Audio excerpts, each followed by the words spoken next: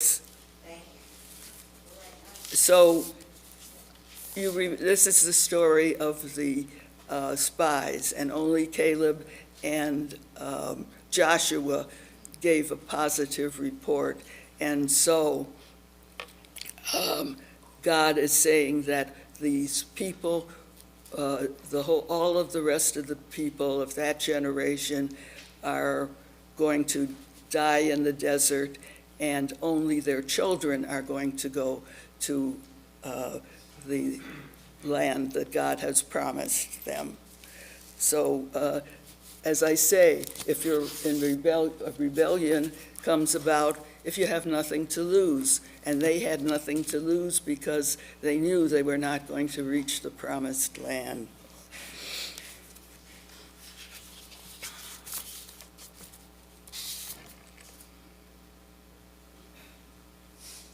Then we'll go back to the 16th chapter.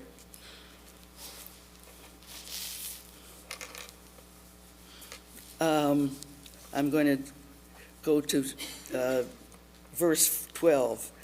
Moses sent for Datan and Abiram, sons of Eliab. But it's chapter 16, page 234. And Moses sent for them, and they said, "We will not come. Is it not enough that you brought us from a land flowing with milk and honey to have to die in the wilderness, that you would also lord over us?" Which is very interesting, because I think it's rather ironic that they chose the phrase land flowing with milk and honey to describe Egypt, which they left. And here, that is exactly what was said by Caleb and Joshua, that the land of that they were spying in was a land flowing with milk and honey. And given us possessions of fields and vineyards. Should you gouge out these men's eyes, we will not come. So there's a mini rebellion within the rebellion. Moses was much aggrieved, and he said to the Lord, "Pay no regard to their oblation." Now, I have to stop there. Does anybody here know what the word oblation means? I didn't. I had to look it up. And oblation, huh? Pardon? I think more offering or than prayer. But that's another objection I have to this translation, because why do they have to use such an unusual word when you could say sacrifice, you could say instead of oblation. I have not taken the ass of one of them. Have I wronged any? Nor have I wronged any one of them. So Moses is reacting, taking it personally, really.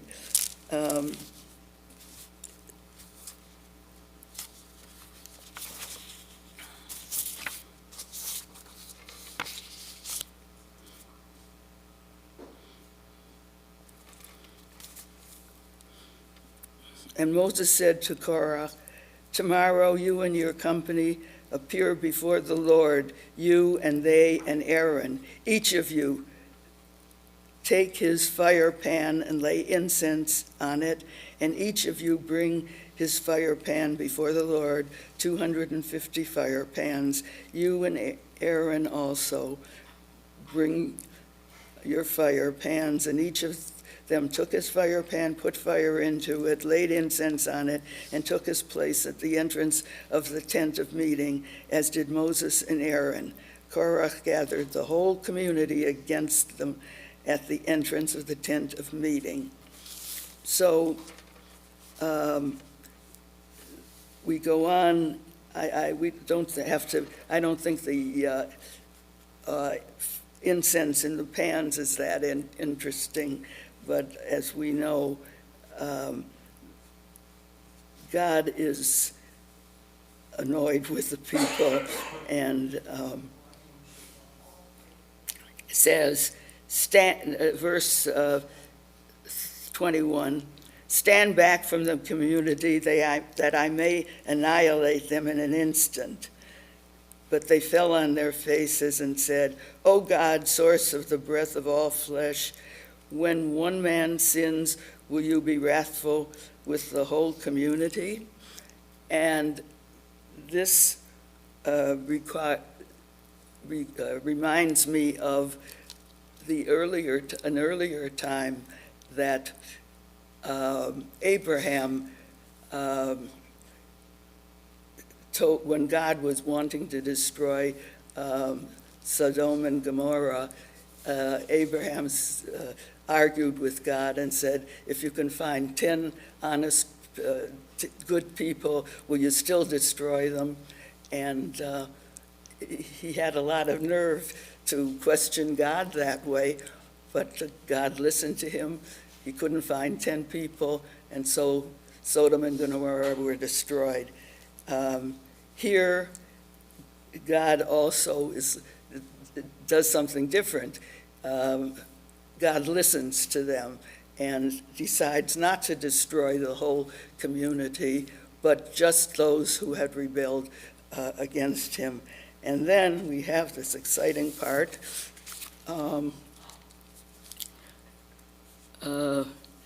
Let's skip down a little bit to, let's see, verse 27 or so. Now Datan and Aviram had come out, and they stood at the entrance of their tents with their wives, their children, and their little ones. And Moses said, "By this you shall know that it was the Lord who sent me to do all these things, that they are now not of my own devising. If these men die as all men do, if their lot is to be the common fare of all mankind, it was not the Lord who sent me, but the Lord, if the Lord brings about something unheard of." Now that's another interesting word, because in the Hebrew, it's the word bara, creating. If you know the beginning of the Bereshit, it said, "Bara Elohim et hashamayim v'haaretz." God created the heaven and earth, and it's the same word here. They chose to use the phrase "unheard of," but it really literally means something that's created. Scarcely had he finished speaking all those words when the ground under them burst asunder, and the earth opened its mouth and swallowed them up with their households, all Korach's people and all their possessions. They went down alive into Sheol with all that belonged to them. The earth closed over them, and they vanished from the midst of the congregation.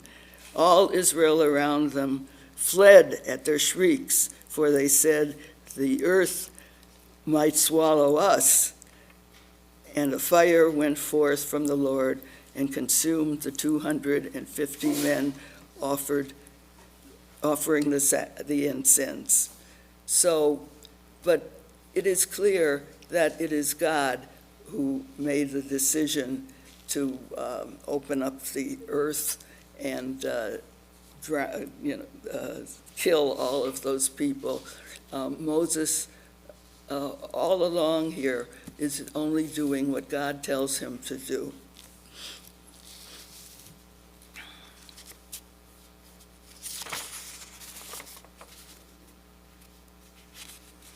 This is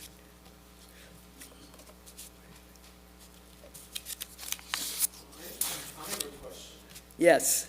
When they went down to Sheol alive, what does that mean? Well, we don't know what Sheol is exactly. What do you think?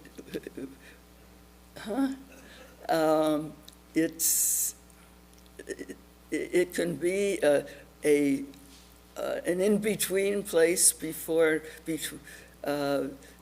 just the way Christians have this idea of the intermediate place before you go to heaven or to hell. Does anybody have any ideas? Yeah, Gary. I looked that up too because I wasn't clear about that. I'll read what is written here. It says Sheol is the underworld, the place where the dead, both of the righteous and the sinners dwell. But they went down alive. They went down alive, but it doesn't say that they were killed. It just says they went down. We presume they were killed. It says alive, so when you're in Sheol, are you living? No. I think so. Well, Irv? I've been listening to a series of podcasts. In this portion, he discusses the Bible. And in discussing Tanakh, he says it's a repetitive story that God wills certain things, but then he observes how people are behaving, and he becomes very angry at the people, and he decides he wants to punish them. And somebody intervenes and pleads with God on behalf of the people, and he relents. And it's okay for a while, then they start misbehaving, and once again, somebody pleads with God, give him a chance, not so many, and the same thing happens. And, Peter, what do you think of that perspective? Yeah, well, that happens over and over again. It does happen over and over again. Right. This guy is right. Yeah, so there was a book written about the history of God, and one of the arguments was, we're learning about God through history, but God's also learning about us. Yeah. That God is also trying to adjust to these crazy human beings down there. Well, I think I've told you this before, that I regard the Tanakh as basically a textbook of human nature, what people are like. And what you just discussed, Dina, the motivations for this group of rebels, is an example. There are many examples like this. And God, he's angry repeatedly, but in the end, he relents, he gives them another shot. That make any sense? Yeah. Building on that point, what's fascinating is that in the book of Psalms, there are psalms attributed to the sons of Korah. And Midrash teaches us that on the way down to Sheol, the sons of Korah repented and were able to climb out of that giant pit and join the community. So even in the depths of the greatest rebellions, if you want to call it that way, there's always a glimmer of a path back. Very good. Now we're going to go on to chapter 17, verse 5. Hang on, I gotta find it. Give me a chance. Page 236 in this book. 5, Yeah. okay. Um, Eliezer the priest. The Lord, as the Lord had ordered, it was to be,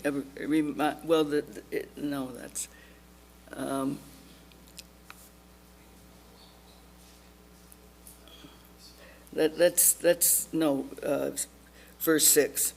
Next day, the whole Israelite community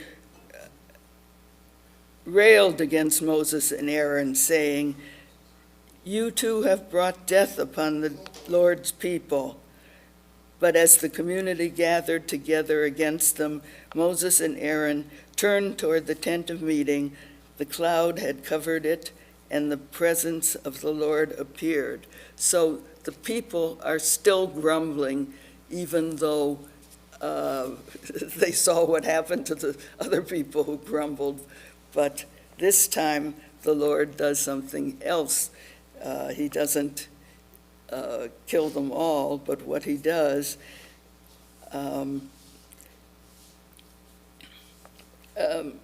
when Moses, Moses and Aaron turned toward the tent of meeting, and the cloud had covered it, and the presence of the Lord appeared. When Moses and Aaron reached the tent of meeting, the Lord spoke to Moses, saying, "Remove yourselves from the community, that I may annihilate them in an instant." So God is ready to get rid of all the people again. But Moses and Aaron fell on their faces. Then Moses said to Aaron, "Take the fire pan and put it on a fire from the altar, add incense, and take it quickly to the community and make expiation for them. For wrath has gone forth from the Lord, the plague has begun." And so God, instead of annihilating the people, sent a plague. And from the plague, there were 14,700 people who died, and then that was the end of it. The next section deals with the flowering of Aaron's staff. There were 12 staffs. God said to all the tribes, "Bring a staff." And there is some question. Some of the commentators said with Aaron's staff it would have been 13. And so what he says is maybe the sons of Joseph, Ephraim and Manasseh, were joined together for one staff, and then Aaron's staff was separate. But I think it's pretty clear that it says here that verse 21, Moses spoke to the Israelites. Their chieftains gave him a staff for each chieftain of an ancestral home, 12 staffs in all. Among these staffs was that of Aaron, but representing the tribe of Levi, which he belonged to. And Moses deposited the staffs before the Lord in the tent of the pact. The next day Moses entered the tent of the pact, and there were the staff of Aaron of the house of Levi had sprouted. It had brought forth sprouts, producing blossoms, and borne almonds. Moses then brought out all the staffs in from before the Lord to all the Israelites. Each identified and recovered his staff. Well, the only one that blossomed was Aaron. And some of the commentators find it interesting that it was almonds because that's such an important fruit and in the land of Israel.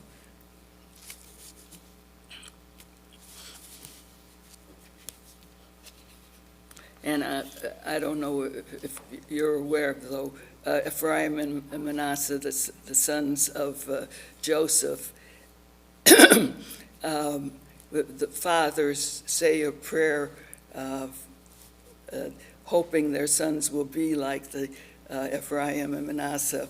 Fathers say that prayer Friday night as a blessing to their sons. We're going to stop at chapter 18 because the next part has to do with the duties of the Levites and their obligation to give a tithe to priests, and it has nothing to do with rebellion.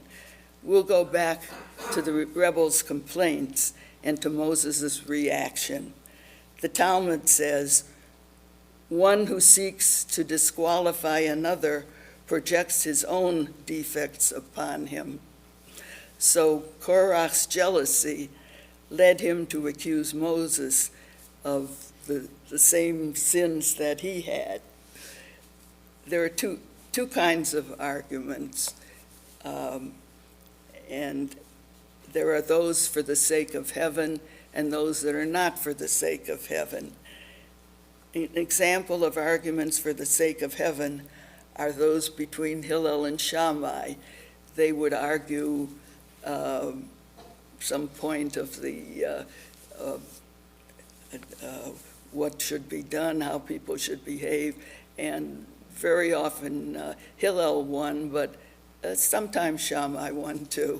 But the point was that both of them were seeking the truth. If the truth is established, it's a win-win situation. And Korach's complaint is not for the sake of heaven, of seeking truth, and therefore he loses.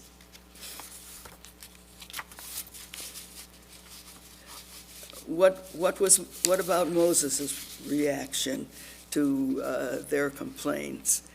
For this, I'm going to go to Rabbi Jonathan Sachs, who has a lot of good ideas and comments, if I can find it.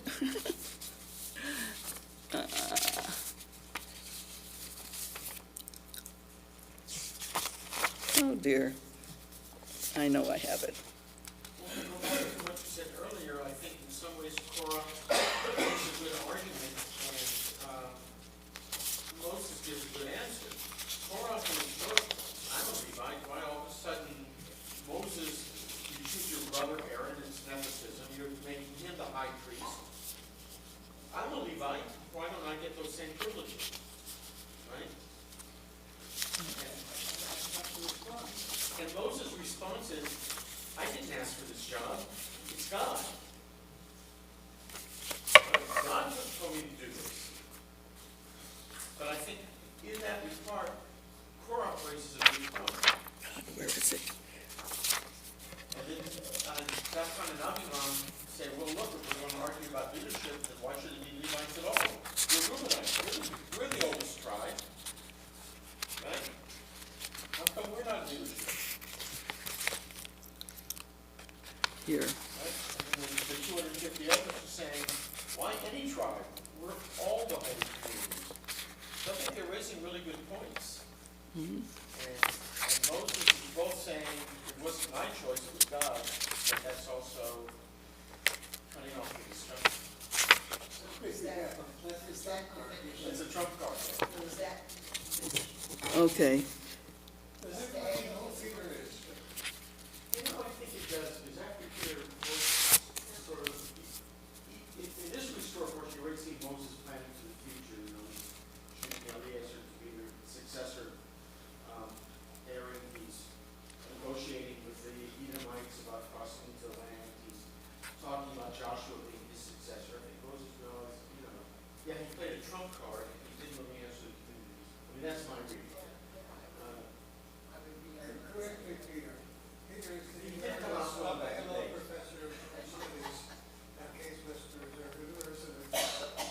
And we're honored to have him among us today. Thank you, Peter. I heard there was free coffee. Did you get some? I'm going to get some of it. Did I bring some? No. Yes. Well, I think that the story of the tribe of Levi, that they have the blooming gammon, I think that's kind of churchy. Said that history is written by the victors, and I think that inserting that thing is just showing that the Levites were strong enough just to re-edit history or really rewrite it in a way. Well, as Roger often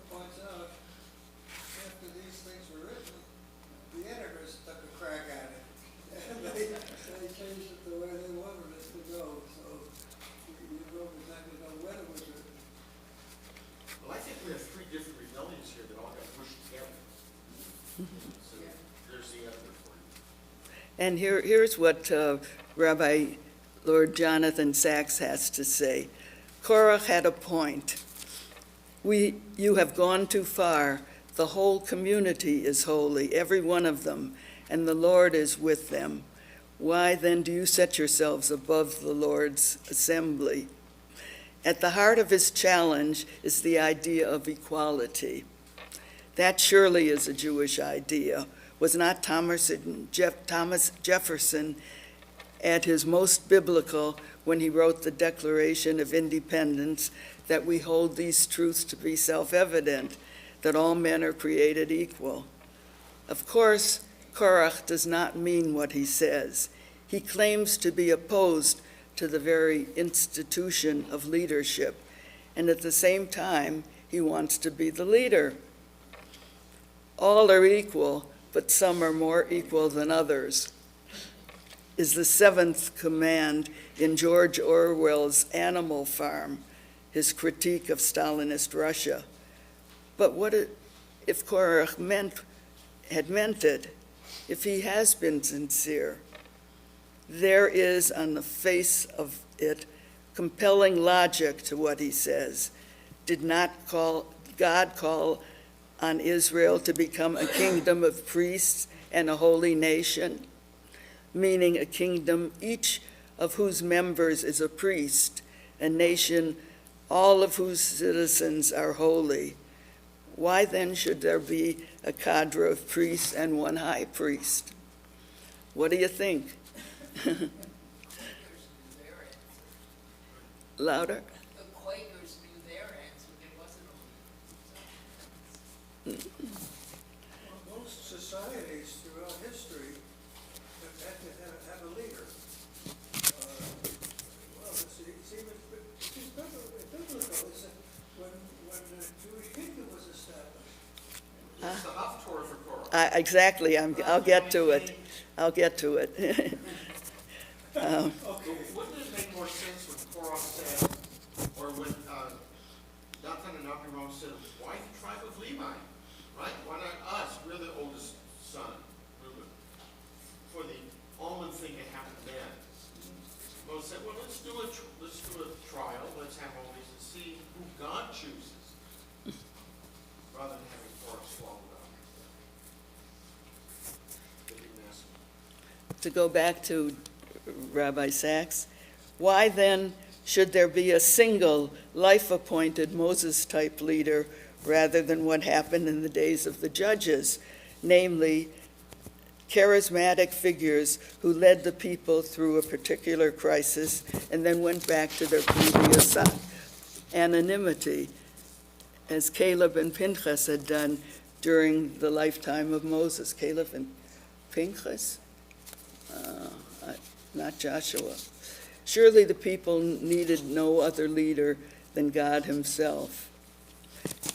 Now, I'd like to skip over to the Haftorah at this point because, and let's see, that is found on page, let's see, 428. Well, this is, the Haftorah is the, What chapter? What chapter? Book. what chapter? The Haftarah, what chapter and what verse? Oh, it's Samuel 1. Yeah, let me, I do have the proper page. 428, is that it? Yeah, 428, I think. chapter, Yeah, it's a chapter 8 at the bottom. Well,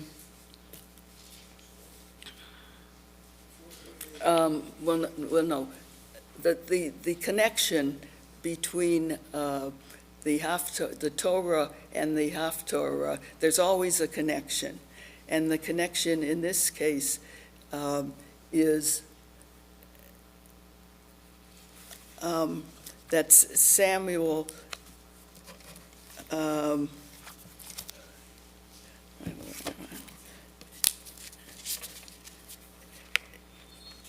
is the oh God.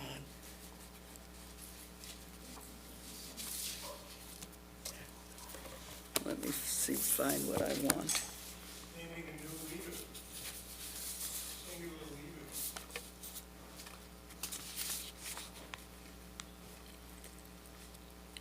Page 433, Samuel 11, verse 14. 11. Samuel 11. Yeah, That's page 433? yeah. Okay. Let me make sure I have 4, The next day, Saul divided? 433. I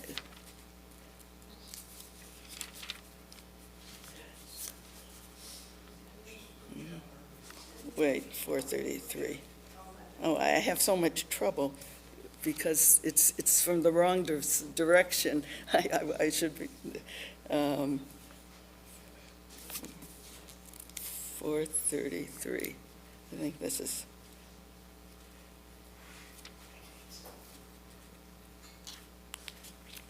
Okay.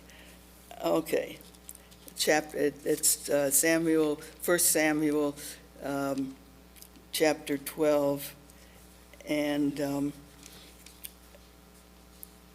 Samuel said to all of Israel, I have yielded to you and all you have asked of me, and have set a king over you. Therefore the king is your leader. Well, up to this point, they have not had a king, and the people are asking for a king to be like other people. And Samuel is telling them, no, you shouldn't have a king isn't good, and the people don't want to listen to him.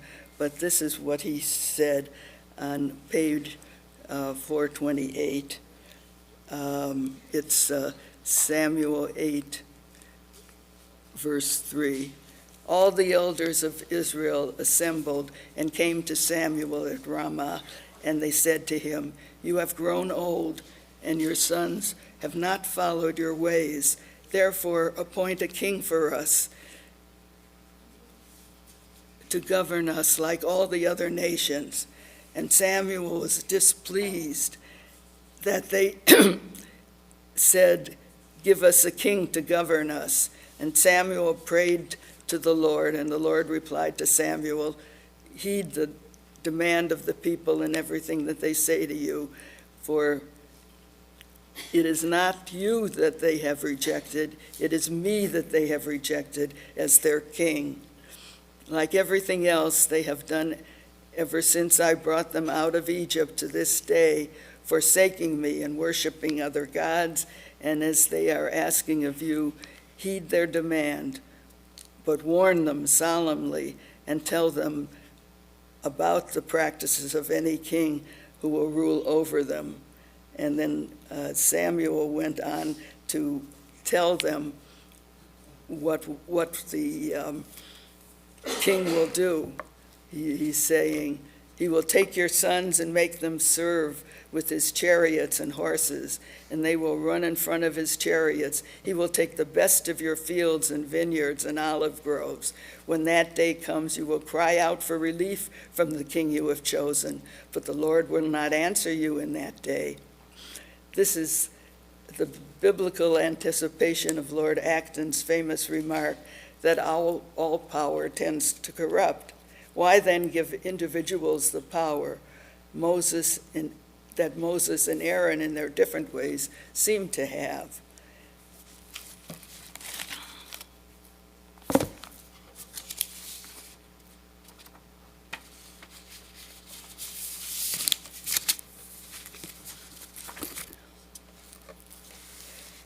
I am now going to turn a little bit back to Korach, because, oh, go ahead. This always comes up as an issue in life. There's two alternative ways of doing things. Each has its advantages, each has its disadvantages, and you have to weigh between them.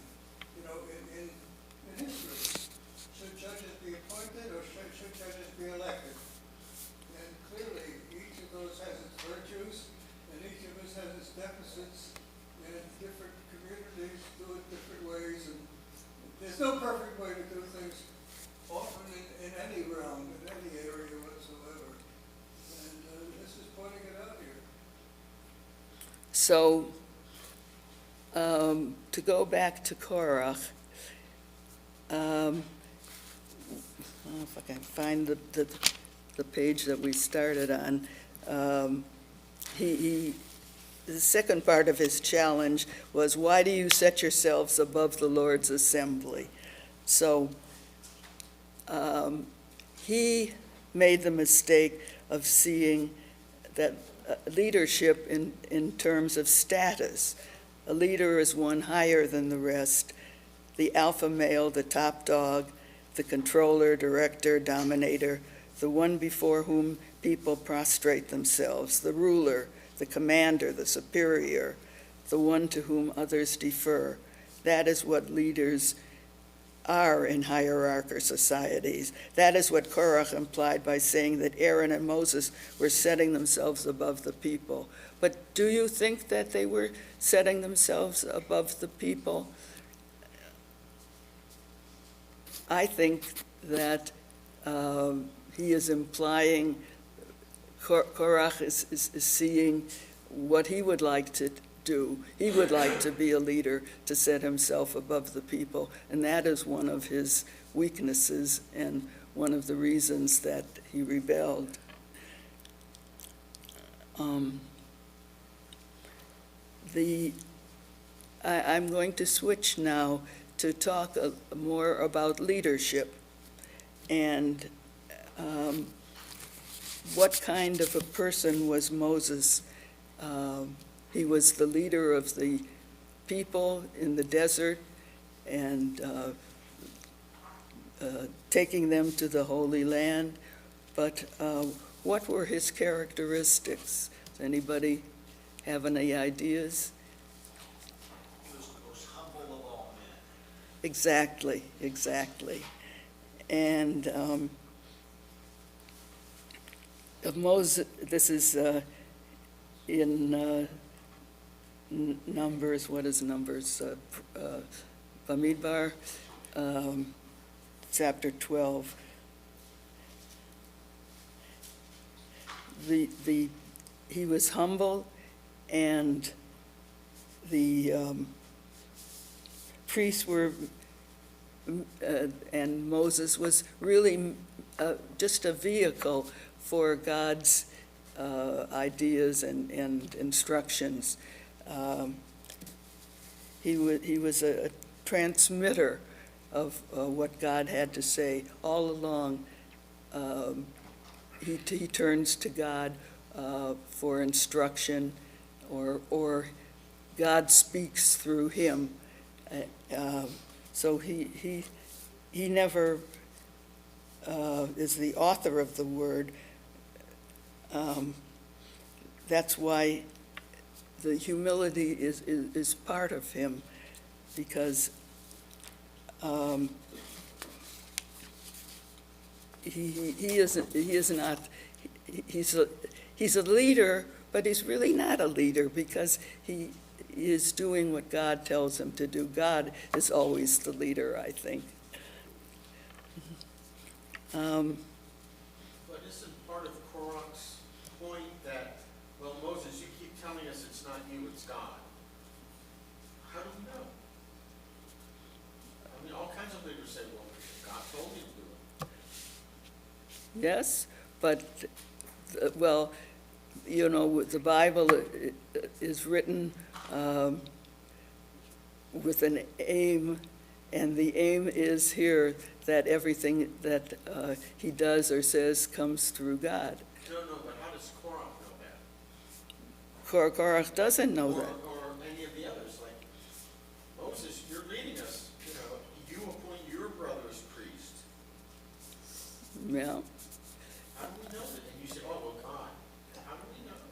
We don't, but all we know is what's written, and what's written says that, No, no, in the time, how do we know? yeah. I think, Well, look, I think, consider the source. I mean, the entire Tanakh is built from the viewpoint that God is the only most important thing. Right, but Korach, at the time of Korach, is saying, how do we here right now know that? He's Yeah, not reading Irv, So we're not reading it at objective analysis of what was going on in. Right, what's what I'm saying, Korach raises a good point. wait, first, yeah, go ahead. well, I mean,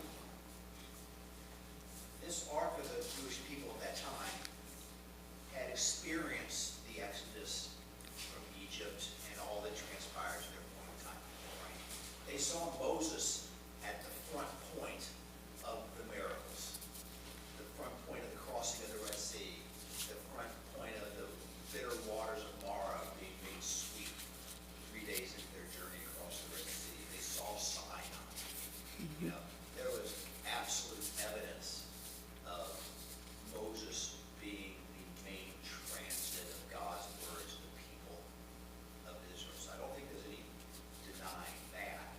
But, you know, Korach's rebellion is, if we're all a holy nation, why only you? Why just you? Right, and step in. But I think what you said earlier, maybe a couple paragraphs ago, was most important, about Moses being a man. As opposed to other religions, Moses is a man. Moses is not God deification on earth as Jesus or as Muhammad or as Buddha. The Torah goes out of its way to show the failings of man and the correction of those failings. That itself, I think, is a humbleness of Torah that speaks to the humbleness of Moses. Very good. Muhammad is a man. A man that under Islamic law can't be depicted, can't be cartooned, can't be. So he's a man, if you want to call that, elevated above, at a transitory level between man and God. We don't put our prophets there. We don't put Moses there. Very good. And Candy, did you have something? Yeah, I thought, oh, My opinion. I was gonna say what Jeff said, that Moses had proven himself as a leader, with God's influence and God's chosenness by his interactions with the Pharaoh and the Red Sea. And Moses was obedient. I think that's important. He thought for himself, but he was obedient to God. yeah. Yeah, what's amazing about that is we go to the next portion. Many leaders are not. You know, Chukat, Moses is disobedient to God. And Moses denied entry into the promised land. And it ties back to the That's right. before, right? That's God right. says, speak to the rock and bring water. And- Moses, it's not really about Moses, I think, striking the rock twice, which is fine. It's Moses saying, with Aaron, with the staff, shall we get water from this rock for you rebels?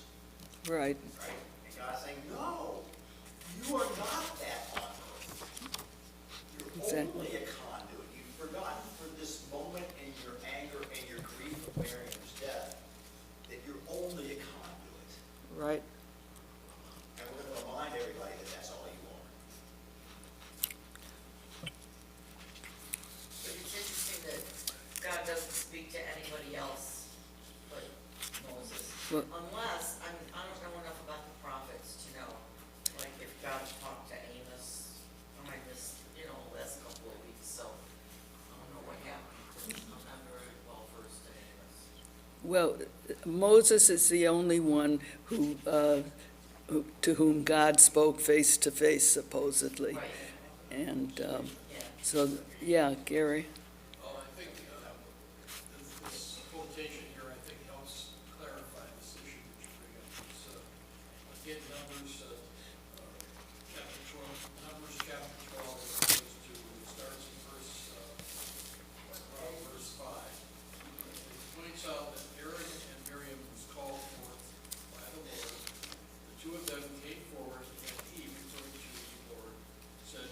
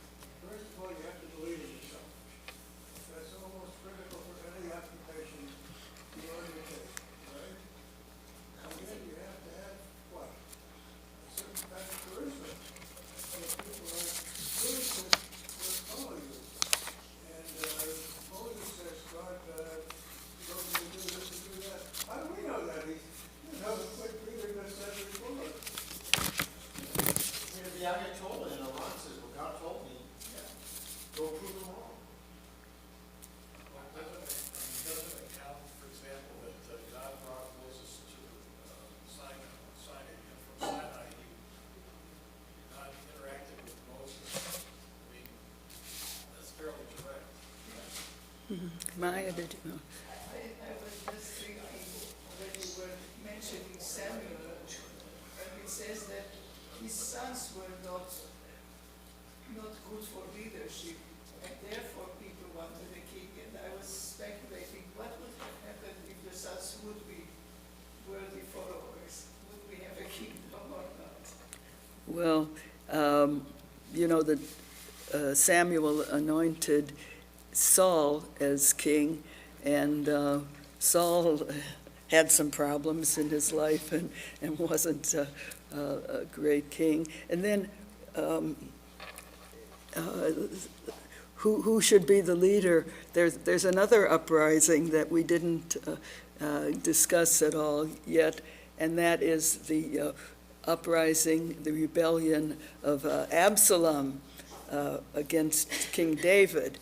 And he also was angry because he was the firstborn son, and he did not get to be the successor to David. David instead appointed Solomon, and so he was rebellious, though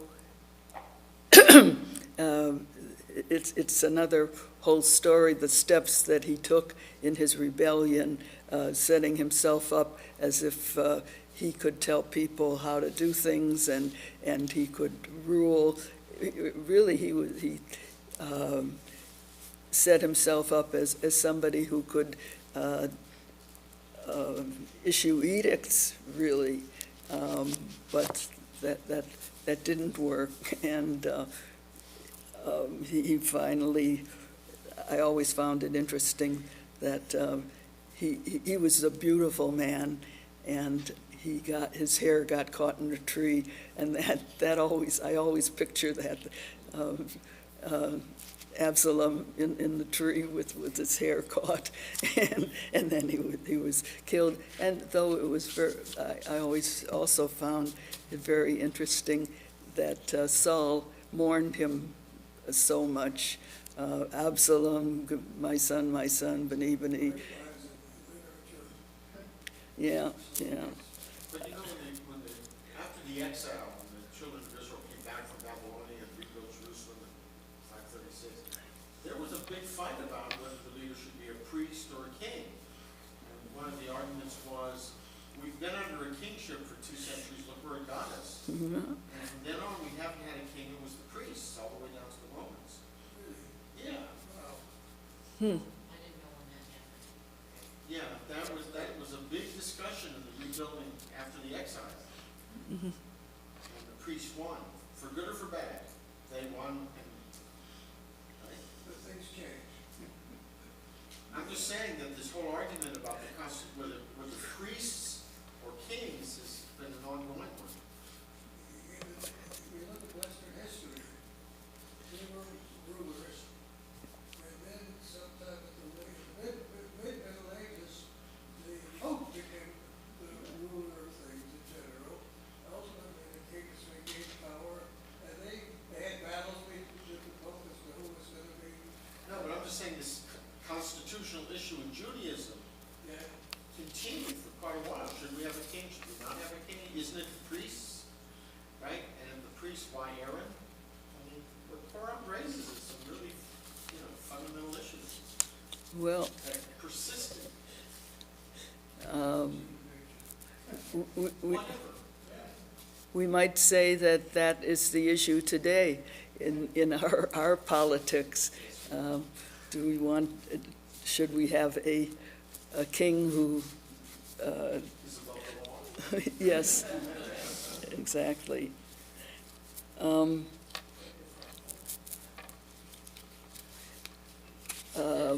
there's no strength in or leadership in the groups underneath, in the priestly class. There's one other point I meant to make that I didn't. I'm skipping around a little, but the louder? Okay. I didn't really make clear the reason that we have this Haftarah of Samuel after what we've seen happen to the Jews in the desert, because the similarities have to do with the ingratitude of the people. The people grumbled against Moses, and the people grumbled against Moses and weren't grateful, and now they're not grateful to their leader Samuel, and ask for a king. His speech to them is reminiscent of Moses' speech to the rebels. Instead of being grateful for all that he has done for them, they asked for a king to be like other nations. So grumble, grumble. The people are never satisfied with what they have. There were so many examples of the people grumbling in the desert, such as, we wish we were back in Egypt where we had all this wonderful food, and grumbling about Moses' leadership. Why did you lead us into the desert where they didn't like manna for a while. They didn't think it was. The most startling example was the golden calf.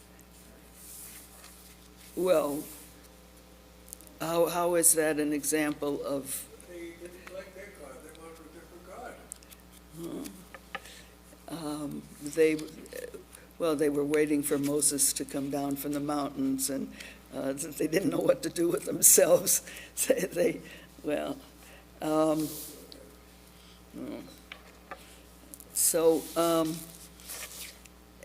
I'll go back to the subject of leadership, because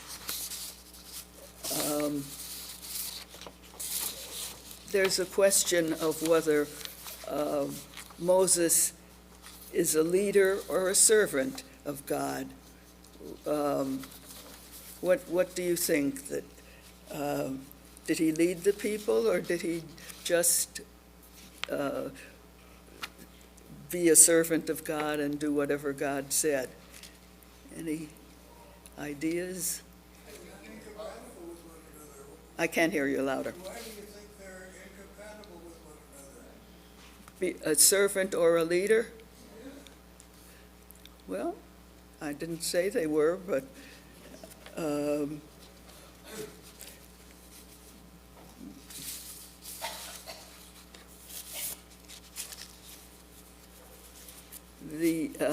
there was another point that I think was a parallel of Samuel and Moses, because Moses was incensed, angry that there was the intimation that he accepted bribes or something. He says, I have not taken so much as a donkey from them, nor have I wronged any of them. And the same thing happened with Samuel. Samuel also, if I can find it, said, can somebody find it for me? It's also in that section.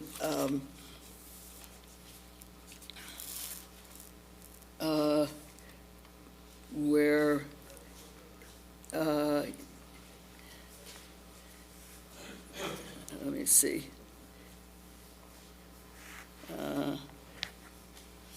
I don't know, but I remember that Samuel also said, I haven't taken anything from you. In both cases, you might say Samuel and Moses took this rebuke personally. They did not separate themselves and stand above and be able to say, oh, well, they have reasons for their discontent, or for their grumbling, he took it personally and had to say, you know, I haven't taken anything from you.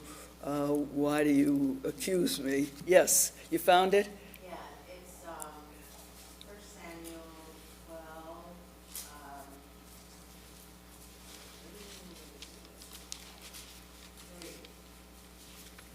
Here I am, testify against me in the presence of the Lord and the presence of the anointed one. Whose ox have I taken? Or whose ass have I taken? Whom have I defrauded? Or whom have I robbed? No. So you might call that a little weakness or in both Samuel and Moses for having taken these remarks by the people or by Korach personally, rather than recognizing that they were an extension of their own problems and their own concerns. Let's see. I think I have covered what I wanted to cover, and I really appreciate your patience with me and I want to point out our guest today, Peter Haas, who is, what's your title? I'm a Hillel Silver Professor of Jewish Studies Emeritus. Okay, so thank goodness he came to help me today. And-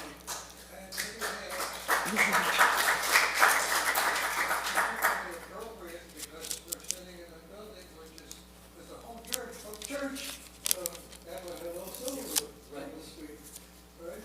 So to speak. And let me see. Well, you know, this transition from judges to king, I gotta sit down. when George Washington, when the Revolutionary War ended, back to running a farm. And King George said, he's the greatest man in history. Whoever gave up something, that's a hard thing to do. I was standing too long, but sit down. If you want to continue any discussion, that's fine.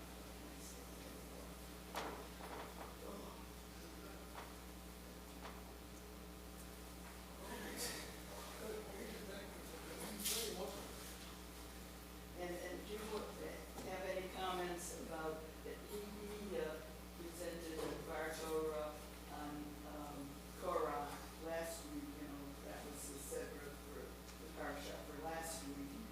And I don't know if you made any other points that we didn't make today.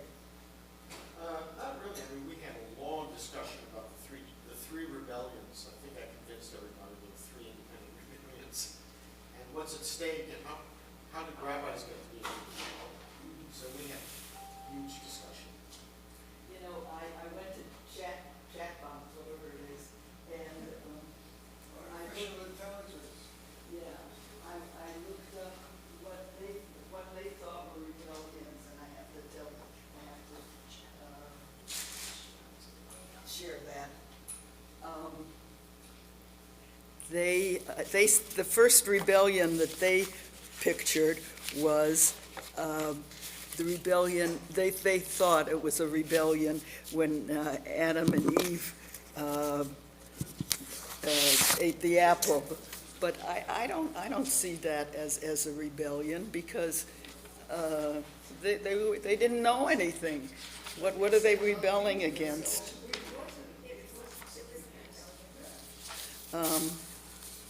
Where, I know. The snake was the rebel. The snake was the rebel. Yeah, and I know it's here.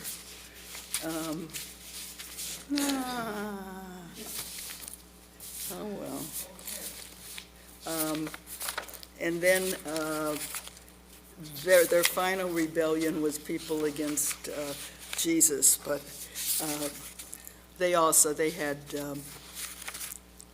here it is. Here it is. Let me sit down.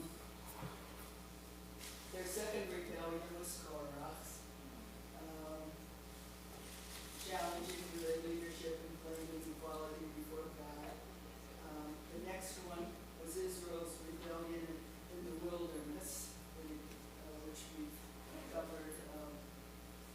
Example, complaining about their hardships, worshiping the golden calf, and doubting God's provision.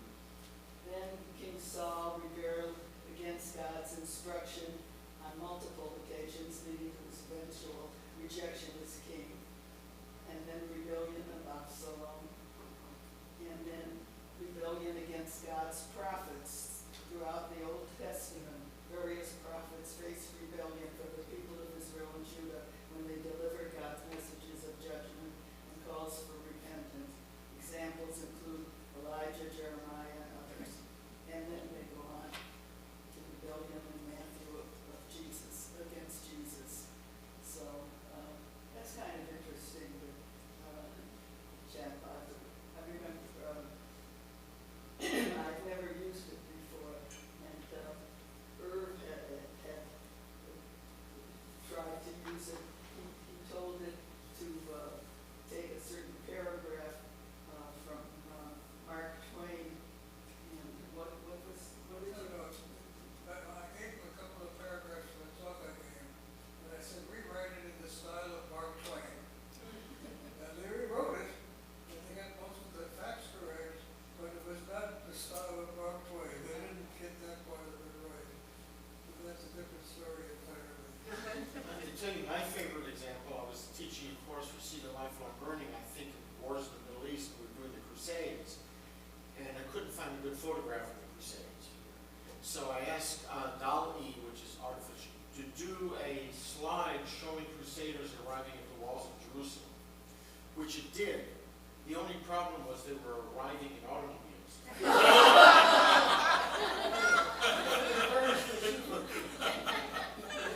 I don't think I can use this.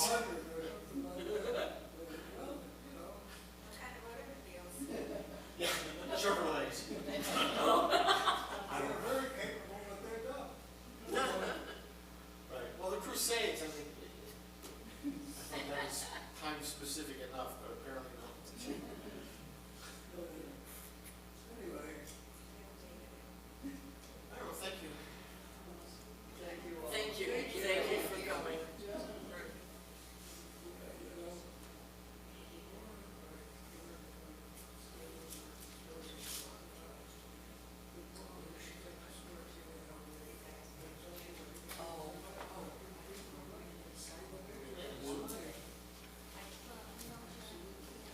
But the story of Israel is like a bad child who has to be, reminded again and again and again. So on goes. Yeah.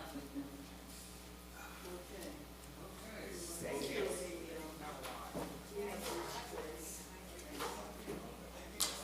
I guess I can. And the vice president is probably. you know, I was talking about this with Eric very much.